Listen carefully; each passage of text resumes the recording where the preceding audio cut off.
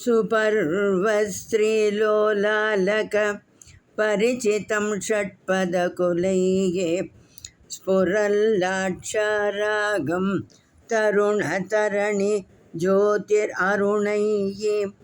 वृतं कान्त्यम्बोभिः विसुमरमरन्दैः सरसिजैः विदत्ते कामाक्ष्या चरणयुगलं बन्धुपदवीं रजसंसर्गोऽपि स्थितम् अरजसामेव हृदये परं रक्तद्वेन स्थितमपि विरक्तैकशरणम् अलभ्यं मन्दानां तदपि सदा मन्दगतितां विधत्ते कामाक्ष्याः चरणयुगम् आश्चर्यलहरीं जटालामञ्जीर स्फुरदरुणरत्नां सुनिकरैः निषीदन्ती मध्ये नखरुचि झरीकाङ्गपयसां जगत्त्राणं कर्तुं मम जननि कामाक्षि नियतं तपश्चर्यां दत्ते तव चरणपादोजयुगळी तुलाकोटिद्वन्द्व क्वणितपणिता भीतिवचसोः विनम्रं कामाक्षि विसृमरमग पाटलितयोः क्षणं विन्यासेन क्षपिततमसोर्मे ललितयोः पुनीयान्मूर्धानं पुरहरपुरन्त्रीचरणयोः भवानी दृह्येतां भवनिपीडतेभ्यो मम मुहुः तमो व्यामोहेभ्य तव जननि कामाक्षि चरणौ ययोर्लाक्षाबिन्दुस्फुरणधरणात् दुर्जटिजटा कुटीराशोणाङ्कं भगति वपुरेणाङ्ककलिका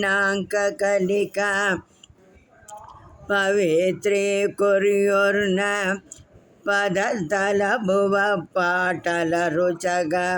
पराकास्ते पापप्रशमनधुरीणा परशिवे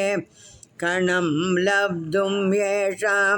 निजशिरसि कामाक्षि विवसा वलन्तो व्यातन्वन्त्यहम् अगमिकं वासवमुखाः बलाकाम् आलाभिर्नखरुचिमणिभिः परिवृते विनम्रस्वर्णारि विकचकचकालाम्बुधकुले स्फुरन्तः कामाक्षि स्फुटदलितबन्धुकसुहृतः तटिल्लेखायन्ते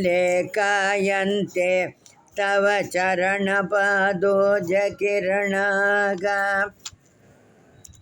सरागसद्वेष प्रसृमरसरोजे प्रतिदिनं निसर्गात् आक्रामन् विबुधजनमूर्धानम् अधिकं कथं कारं मातः कथय पदपद्मसवसतां नतानां कामाक्षि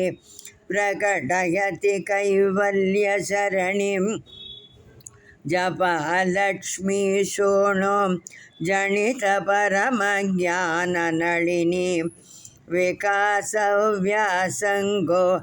विपलितजगज्जाड्यगरिमा मनःपूर्वोर्ध्रिं मे तिलकयतु कामाक्षि तरसा तमस्काण्डद्रोही तव चरण पादोजरमणः।